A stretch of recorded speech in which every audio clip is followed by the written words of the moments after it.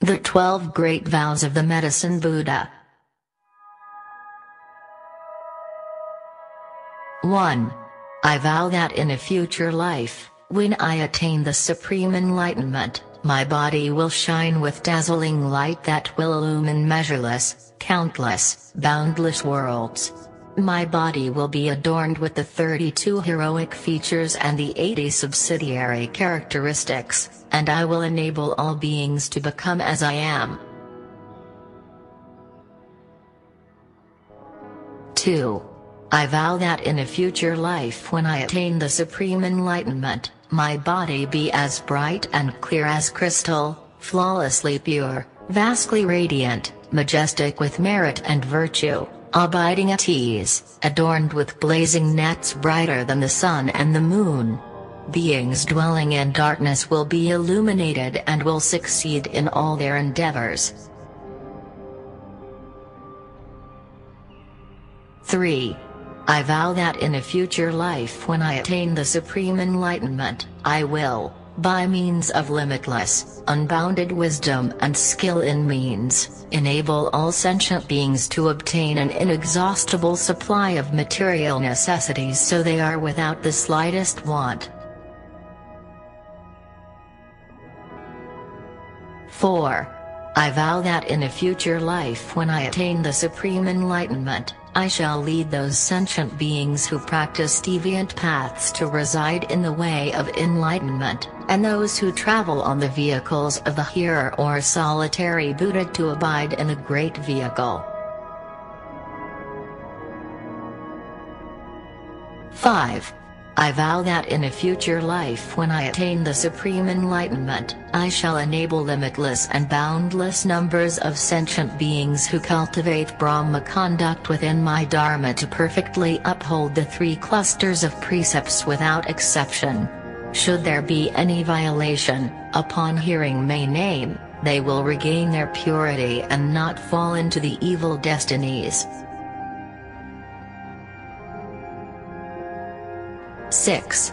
I vow that in a future life when I attain the supreme enlightenment, if there are sentient beings whose bodies are inferior and whose faculties are imperfect, who are ugly, dull, blind, deaf, mute, deformed, paralyzed, hunchbacked, or afflicted with skin disease, insanity, or various other sickness and sufferings, upon hearing my name they shall all become endowed with upright features, keen intelligence, and perfect faculties, and they shall be free of sickness and suffering.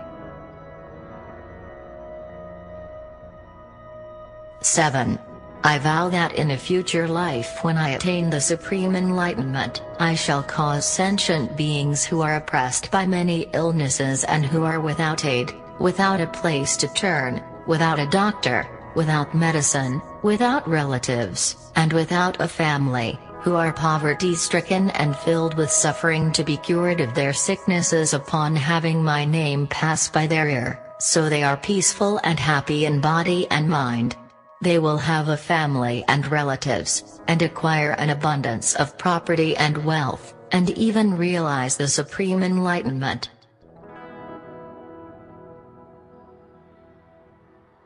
8. I vow that in a future life when I attain the supreme enlightenment, if there are women who give rise to a deep loathing for their female body and wish to renounce it because they are oppressed and disturbed by the myriad sufferings of being female, upon hearing my name, they will be able to turn from women into men who are replete with male features and ultimately realize the supreme enlightenment.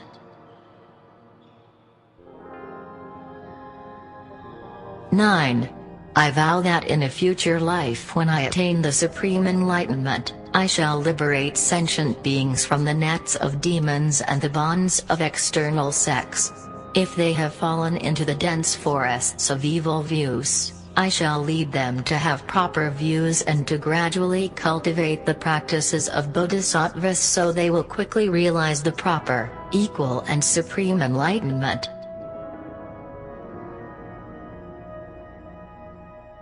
10.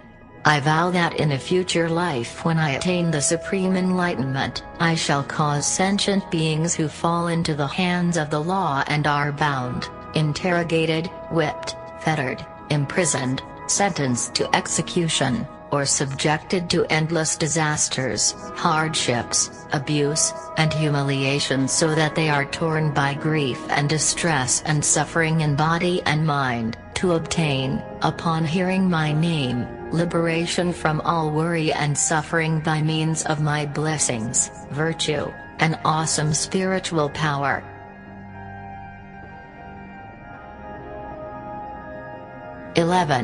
I vow that in a future life when I attain the supreme enlightenment, I shall cause all sentient beings who are so plagued by hunger and thirst that they create all kind of bad karma in their quest for food, upon hearing my name and single-mindedly accepting and maintaining it, to be filled with delicious food and drink and afterward, by means of the flavor of Dharma, to settle in ultimate peace and happiness.